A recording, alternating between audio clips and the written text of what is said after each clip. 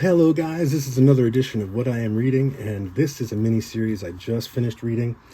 Really excited when I got this. Got it at a great deal on Facebook Marketplace. $10, entire 6-issue mini-series from 1985, Judge Dredd's Crime File. And these are individual standalone stories of Judge Dredd. Each issue has 3 or 4 stories, and they're all reprints from Judge Dredd stories in the 2000 AD magazine. But here they've been collected, and in this case I believe this is a first publication of this story. It's by John Wagner and art by John Byrne, so can't go wrong there. And these are fun. There's these little notes inside Judge Dredd's Crime File on the inside cover of every issue. And they get better as we go on. I'll show you those, but just some really fun, classic, vintage comics. Great example of traditional, well-done line work, flat colors. That was how things were done at the time. And I'm curious, just for myself and my own experience and knowledge, about the printing presses this was done on. It had to have been an offset press because it's solid flat colors instead of the dots that you're used to from American comics at this time. I'm guessing maybe European printers had better or different technology at the time. The colors are very similar to how colors are printed now, whereas some of the same stuff around this same time has a much more visible dot pattern. Now, if I looked at this with a loupe, I might see some dots, but just really good example of classic comic illustration and coloring. And stuff that I try and emulate in my own work, and I'm going to be trying to emulate in the future. Right now I'm working on Orlok. You can see the first chapter of that on my website. And that one is black, white, and red. But I plan to try and recreate some of this style of coloring and line work in future projects. Again, these are all one-off short stories featuring Judge Dredd. And in this case, you'll see in issue 2, we start with the Arms Buyer's Almanac inside the front cover. And this is essentially a spoof catalog of stolen equipment from the Justice Department that people can buy. Then with issue 3, some really interesting stories. The Problem with Sonny Bono is actually quite entertaining. This one has a promo for Stainless Steel Rat inside the front cover. And that's, again, it's another sci-fi series that's reprinted from 2000 AD. And I don't know that much about it. I haven't read it, but check this out. Here's an ad. Now on sale, 48 pages, Baxter paper, monthly. Ad for the first issue. Based on the book by Harry Harrison. Looks like it's Carlos Esquera, who also did a lot of work on the early Judge Dredd stuff. That's why the artwork looks so familiar and so similar. And when you go back and look at this stuff, you can see how some of it has inspired current artists or later artists that came later. I definitely see some of this inspiring stuff that came later from like Frank Quitely. So that's just, it's cool. I find like stuff like this, when you can find stuff from like 85 and older, it's like a little time capsule as to what was going on with comic art at the time, with storytelling, what was doable, what was acceptable, and if anything pushed the boundaries of what was acceptable content-wise, Judge Dredd was one of them. And I think that's its saving grace, the fact that it was made in Britain and was always a little bit more edgy than any of the American created comics in most cases. I think this helped create the environment where the Watchmen and Dark Knight Returns could be made and be successful. A lot of this early Judge Dredd stuff really did impact the industry. There's an ad for Judge Dredd at the time, 32 pages, Mando paper, monthly.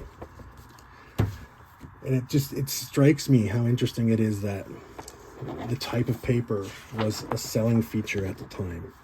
And that you see ads from Eagle Comics where they tell you what the paper is going to be on the comic. Sometimes it's Baxter, sometimes it's Mando. I believe Mando is the more premium paper.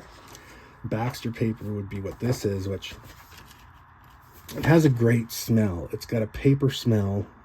And when people hear me say it smells, they think that's bad. I'm not talking about musty from the basement old smell. I'm talking about something that's been well cared for, well preserved. And it's just the smell of paper as it ages, but not in an unpleasant way. A lot of people are gonna, if you don't know, you gotta learn that from your own experience. But it's not like gross or musty like comics that have been kept in a damp basement. I can't stand that smell. And I won't even sell stuff that smells like that. I've had a few times where I've bought lots of comics or cards that I realize smell like they've been in someone's damp basement or a corner in someone's damp garage for a while, and I will just get rid of them. If I don't flat out throw them in the garbage, I'll give them away, but I won't put them together with good stuff that I sell as a freebie, because I don't want that smell to come off on the items I just sold someone. I don't want to ruin someone's experience like that. So here we go. Again, it's a great issue, and I'm not sure who did the line work on this. I want to go back and take a look, because it's not the regular artist. This is Barry Mitchell. I don't know how much he did, but this one in particular has several Barry Mitchell stories. This one's Dave Gibbons. So like the pedigree of the creators on this and the things they did before and after is unquestionable. Dave Gibbons, artist for the Watchmen. I always get the credits for the Watchmen and V for Vendetta flipped in my head, so I apologize if I got that wrong, but it's one of them. And here we go. We've got Walter the robot that helps Judge Dredd when he's not on cases, when he's at home trying to relax. You get a little glimpse into Dredd's home life in this story. And of course, Walter is used as a pawn to catch some criminals who are robot thieves, which is the name of the story. And again, this one in particular, it's got stories involving Judge Dredd's niece, his robot friend, him being audited by an alien overseer, and just some really good fun stuff. Again, all individual standalone Judge Dredd stories that have been reprinted from 2000 AD magazine, but just fun stuff. Great example of learning how to tell a story in 10 pages or less. In this case, this one was 6 pages, and something that is worth practicing. People underestimate the value of learning how to tell short stories, and these all look like 6 pagers actually. I probably should have noticed that sooner. Oh, that one's 7.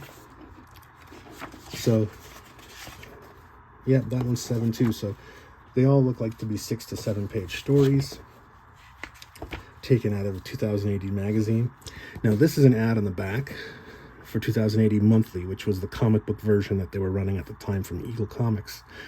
Mando paper, so I think that was the premium paper at the time. The first issue has got Judge Death and the other evil judges with Judge Anderson. I have owned this, and I think I traded it away to somebody's older brother for like a Spider-Man comic at the time. But yeah, great stuff. And I got this at a great price through Facebook Marketplace, and this is in my personal collection. I just finished reading it. It's not going to get listed for sale on my eBay site anytime soon, if at all.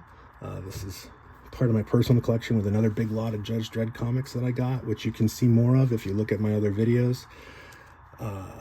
If it's not out yet, The video of the giant lot of Judge Dredd comics I bought off of Marketplace will be up. This is part of that. If you enjoy this content, if you want to see more of it, visit mikeo.ca. You can see my videos there, as well as my own artwork and comics and other thoughts and opinions on things. And if you feel like it, I have stuff there for sale that helps support making my content. I'm never asking anyone to just donate money to subscribe and have to pay me monthly. If you want to support it, the best way is to go to my eBay page that's linked from my website and buy stuff you normally would have already bought that I've curated out of my own comic collection. It all goes to helping towards making my own comics and content on the website. And I really hope you enjoyed this. I really hope you enjoyed this peek at Judge Dredd's crime file. And if you want more, again, it's at mikeo.ca. Links in the description. And I thank you for watching. Thank you for joining me. I look forward to seeing you next time. Have a great day.